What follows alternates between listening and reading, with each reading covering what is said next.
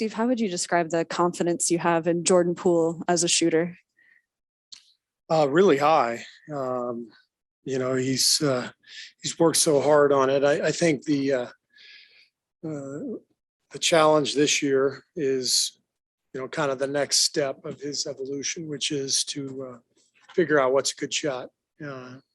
Being aggressive, but without forcing. And I think the last few games he's gotten much better in terms of his shot selection. Just taking the ones that are there and not launching tough ones. And tonight I don't remember out of his 11 threes, I don't remember one that wasn't open and balanced. And so when he's taking good ones, he's a fantastic shooter. Steve, how much did Andrew's rhythm out of the gates really get you guys in a good position? Yeah, every team's game plan is to try to slow Steph down, and he draws so much attention. So anytime, we can get a couple of guys, Wiggs and Jordan, especially in the starting lineup, we can get those guys going early. They're going to have some openings, and I thought both Andrew and Jordan took advantage of those openings early. And Wiggs, same as Jordan, figuring out, his openings, being aggressive, but being just part of the offense. I think he's really starting to get in the groove. Steve, this is the second night in a row. We've seen Jordan picking his places, Andrew being aggressive. What does that change for you as a team going forward if you're getting that on a nightly basis from these two guys?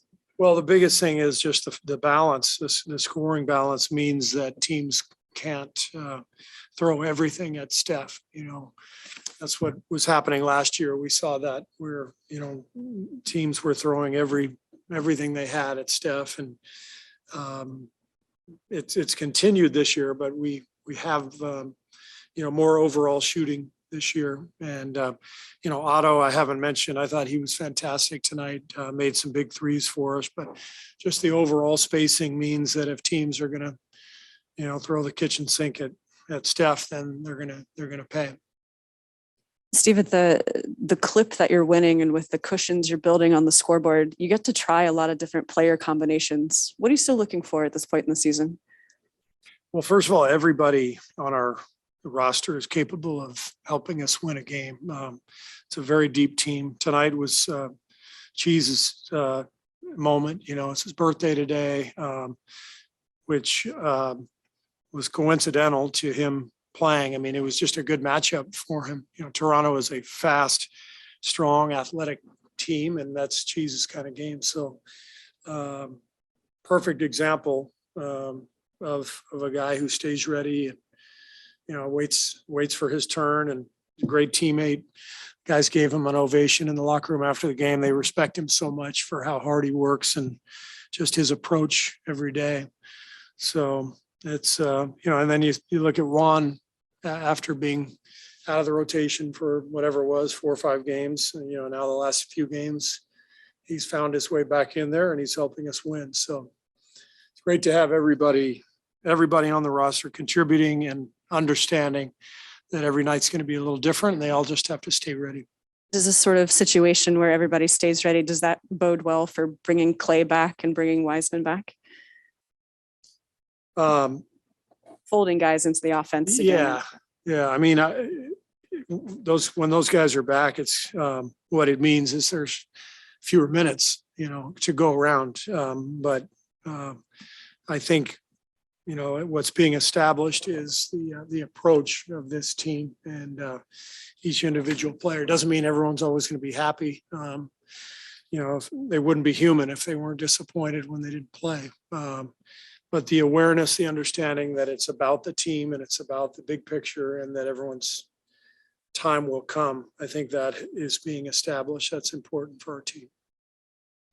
Steve, what would you attribute Wiggins' ability to stay consistently aggressive? Is it something that's switched in his head? Is it more comfort in the offense, or what would you? I think more comfort. I think the early part of the season he wasn't in good enough shape yet with the knee. The knee issue held him back in camp, so he hadn't gotten over the hump conditioning wise. And then I think it took me some time to really figure out how to use him and the messaging. And, we were so focused on him defensively early in the season. And I don't think I did a good job of really reminding him to be aggressive, and kind of took him for granted there for a couple of weeks. And then I think our staff has just done a better job of, putting him in positions to attack and score, but also to give him that mentality that, hey, we need this every single night.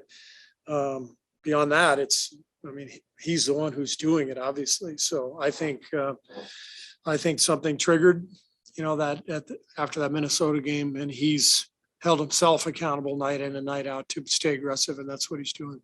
You like him on that baseline? It seems like he's living there. He's cutting at a great time. Is that you Love like him that? on that baseline. He's so athletic and dynamic getting to the rim. And obviously Steph and Draymond are out, on the top of the floor.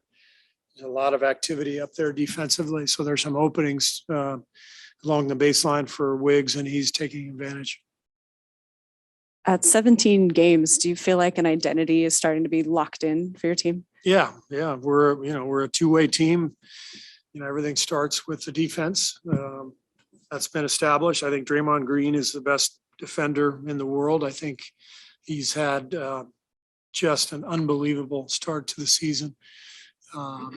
He's so motivated. He's so engaged every single night. I was a little worried about him today, given that Michigan State was down 49-0 in the middle of the second quarter. But sorry, he just walked in, and I was hoping to get that shot in before he got in here. But no, coming off the trip, I was worried about everybody, because you come back from the East Coast and you don't have a practice, and you just go against a team as athletic and strong as Toronto. So Draymond was phenomenal. He set a tone. He and Loon set a tone early defensively. So did Wiggs, and that first quarter was great. All right, let's just do one for Slater, and then I got to go to get to Draymond in here. Yeah, you said Chioza fit a fast, strong, athletic game. I was just wondering if you could kind of expound on that, why he fits that type of game. Well, Chris is he's really strong and athletic and tough. And Toronto is, one of the most athletic, physical teams that we play all year. So the game suited his style, because he belongs out there defensively. He's gets underneath people.